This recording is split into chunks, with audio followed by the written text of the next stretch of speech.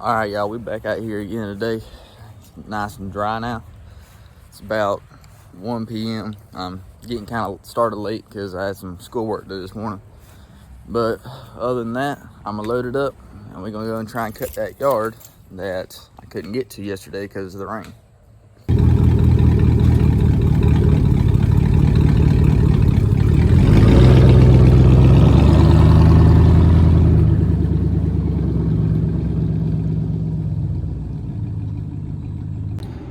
Alright, y'all, we just pulled up to the yard. Nice and dry out here. A little bit of overcast, but I ain't expecting no rain today, or at least right now. Grass isn't too high, it shouldn't take too long. And since this yard isn't too high, like I said, this ain't gonna take that long, and it's the only yard we got today. So I got something planned for when we get back to the house. So I'm gonna get this done. I'll see you then.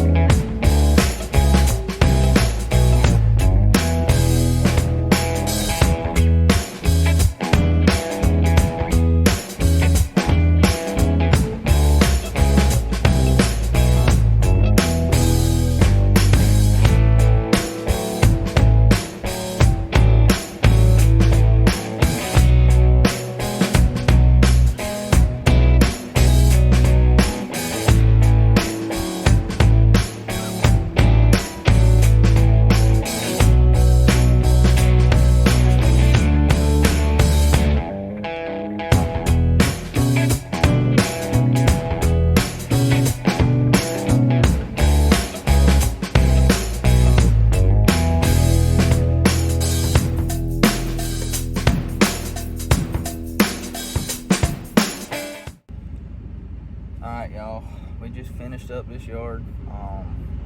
I didn't have to do any weed eating with it, so that was a plus. Made everything a little bit easier.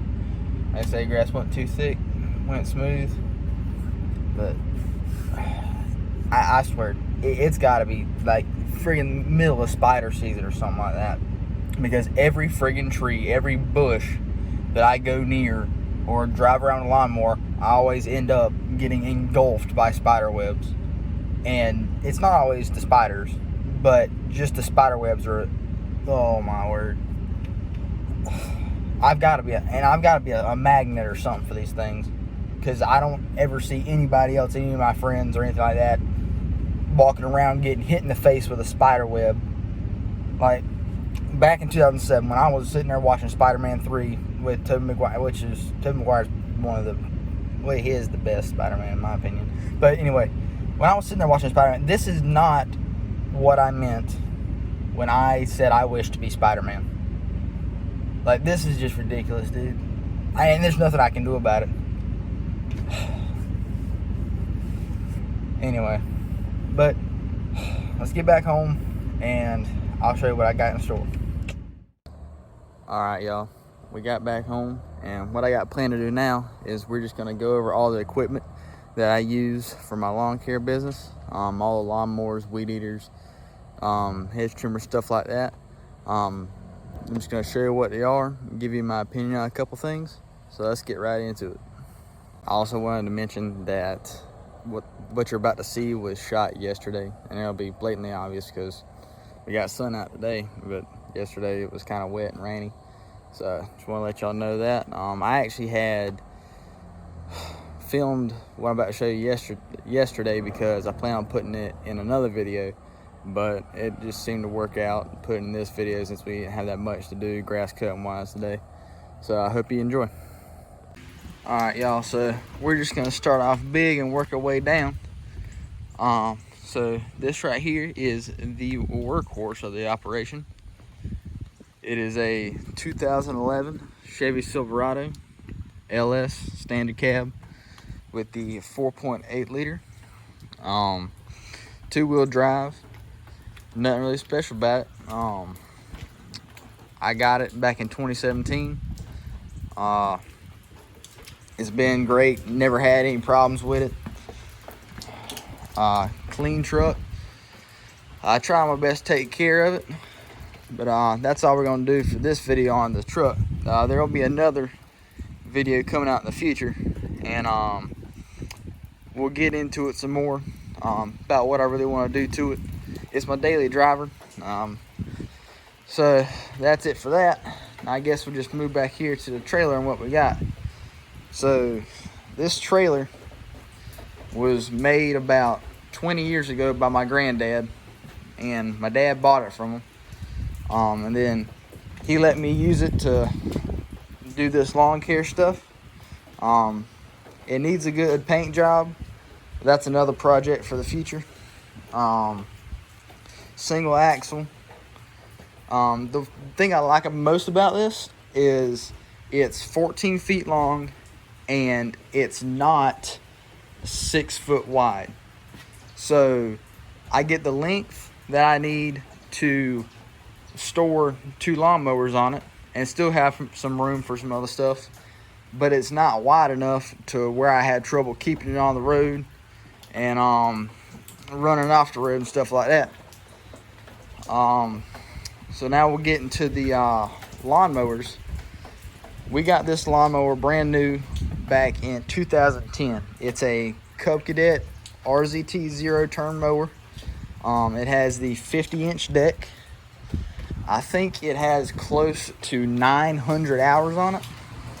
And this has been one of the best lawnmowers I've ever had. It's not commercial grade, it's residential, but it's lasted pretty long, and it's honestly shocked me how long it's lasted, and it's still cutting good.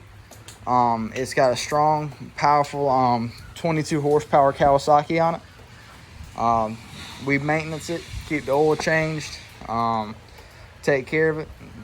I was always told if you take care of your stuff, it'll last you a lifetime, and I firmly believe in that. The next thing we got is this Husqvarna Z248F. So we got this one about, I think it was the summer of 2018. We got it. It's been good. It's got, the thing I like most about it is it has a fabricated deck, whereas that has a stamp deck, and that stamp deck's been good. We haven't had any rust issues with it or anything like that. But the fabricated deck, it just gives you that peace of mind that it's strong, built rigid, ain't gonna mess up on you. Like I say, it's a 48-inch. It's got the same 22 horsepower Kawasaki on it, just branded Husqvarna. This hasn't been my favorite one. It gets the job done, but it tends to bog down a little bit, so that's why I'm kind of iffy cutting wet yards. It bogs down kind of easy, and other than that, like I said, it gets the job done. And during the summer I cut a lot more grass because, you know, it grows faster or whatever, and I like to do it when it's cool, and sometimes I get caught cutting grass at night. So I came up with the big brain idea to put a 14-inch light bar on there. This is a custom-made aluminum bracket, Harbor Freight light bar. Ain't nothing wrong with it. Works fine. I got the switch mounted up here. You flip it on, and it lights up the world, and it gets it done. Now, the Cub Cadet has lights on it, but these came factory on it. They're not LED, they're regular halogen. But they're still bright. But that light bar, it really gets the job done when I need it to. I guess we'll move on to the weed eaters now. So this is my Craftsman Weed Whacker, per brand name. It's a 27cc. This has been my A1 since day one. I had 2 of these. One, I just had the power head for it, and this one I had the full-fledged weed eater. And about a month or 2 ago, I was weed eating and it just died on me and it wouldn't crank back up. So I got to looking into it, and on the other one, this little plastic piece right here, this whole guard, including this, is one solid piece. And there's a rubber O-ring that actually slides into the crankcase of the engine, and that's how it seals up when you mount this to it. So the pin that holds the crankshaft and the connecting rod together had managed to wiggle its way out, and it was spinning, and it rubbed a hole right there. And since it's a two-stroke, it lost all compression just because there was a crack in this plastic. And now that honestly is a design flaw.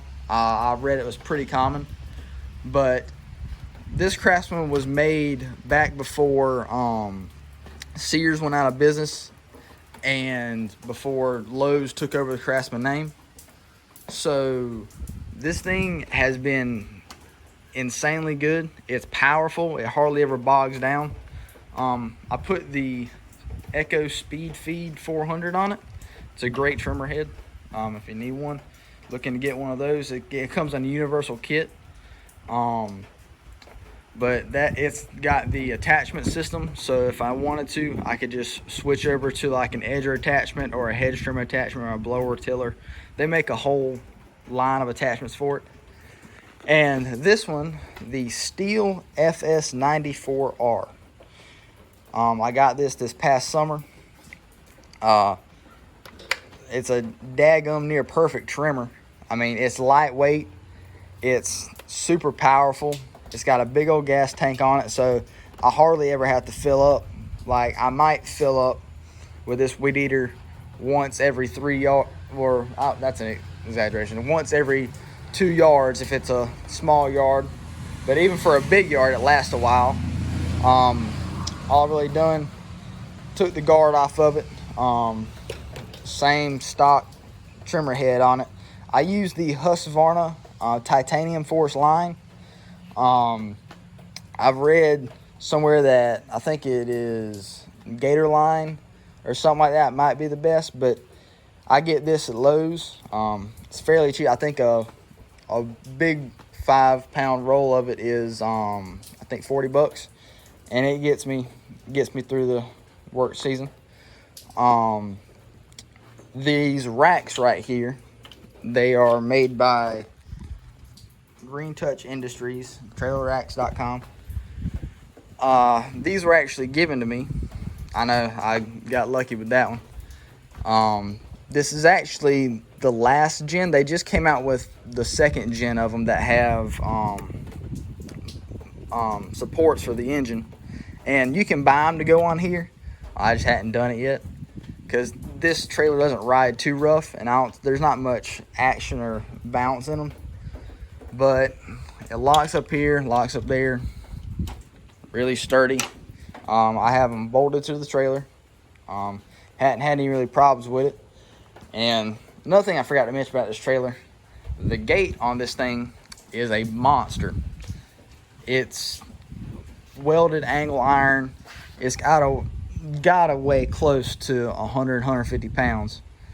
And it was just getting to be a pain to lift by myself. So I went out to my Agri Supply and bought this Gorilla Lift. It's got, it comes in 4 pieces, yellow tube, and same over there. And inside this is 2 springs. There's a bigger spring and a smaller spring.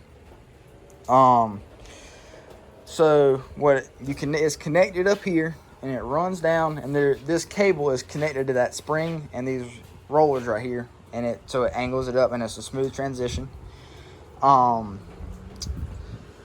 So the springs in here are just basically an assist. It takes some of the weight off of it. Like right now, if I wanted to, I could put this gate down, and when it's on the ground, I could come out here, kick it with my foot, and it would go ahead and sling itself all the way back up. Before, you almost had to have a crane to pick the thing up. I swear, that thing was awful. But these have definitely been a help. If you got a heavy trailer gate looking to getting these, it was only $150 for this one and that one together. It came in a set. So yes, those are worth their weight in gold if for 7 your back. We'll go down here. we got the Husqvarna 150 BT backpack blower. I got this about I'd say 4 years ago. It's a great backpack blower. Not too big, not too bulky, powerful. It gets the job done. And then we have a Poland Pro hedge trimmer. I actually got this at an auction 3 years ago, and it was perfect. I've never had to do anything to it. We got it home, filled it up with gas, cranked it right up, and it's been running ever since. I think I like most about it, it's got the adjustable handle here, so you can twist it, hold it however you need to get them. This is one of those attachments I was telling you about, and so is that right there, the edger attachment. But they would fit on the Craftsman here for the attachment system, and also they fit on Troy belts. This weed eater was given to me. Like I say, it's residential grade, it's not commercial. I use this one for mainly a backup if I'm weed eating and for some reason both of these mess up. I can just switch over another weed eater head to this one. But I use this one strictly for edging. I'm looking into getting one of the steel edgers. I just hadn't done it yet. But downside is it's a two cycle, but it's pretty daggum heavy. It's the only thing I don't like about it. And then we got the Steel MS 170 chainsaw. Got this about 3 years ago again. Take this along whenever somebody just needs some small trees cut down or some bushes cleared out. Just wax them right off at the root. Pull it up, load it up, and haul it off. And then finally, we got this 4-gallon backpack sprayer. I think I got this thing for 20 bucks at Agri Supply, and it works wonders for being a weed sprayer.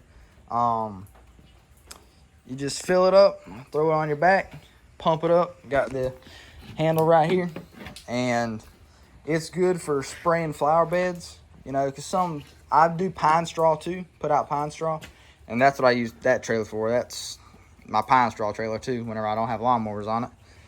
But before I put down pine straw, sometimes I spray for weeds just to go ahead and get them out before I put the pine straw on top of it.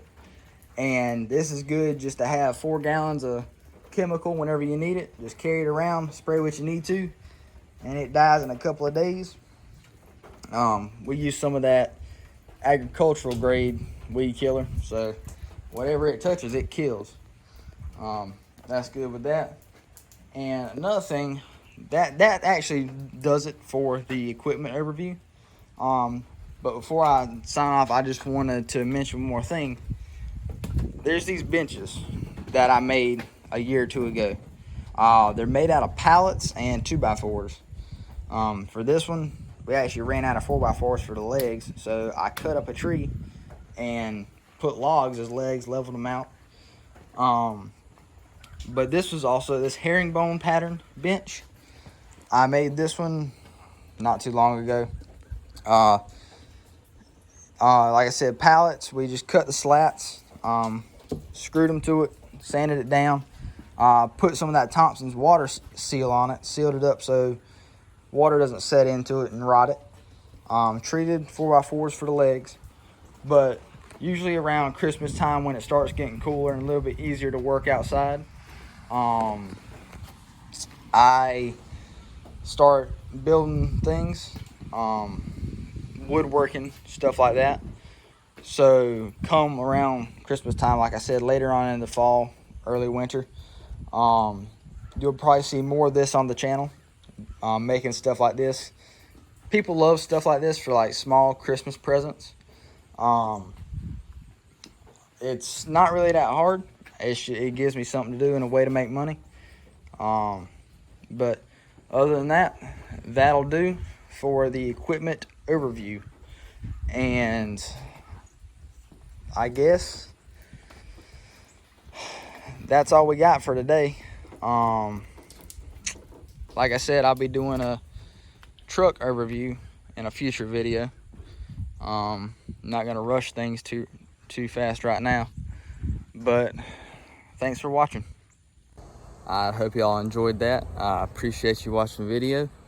Feel free to subscribe and drop a like.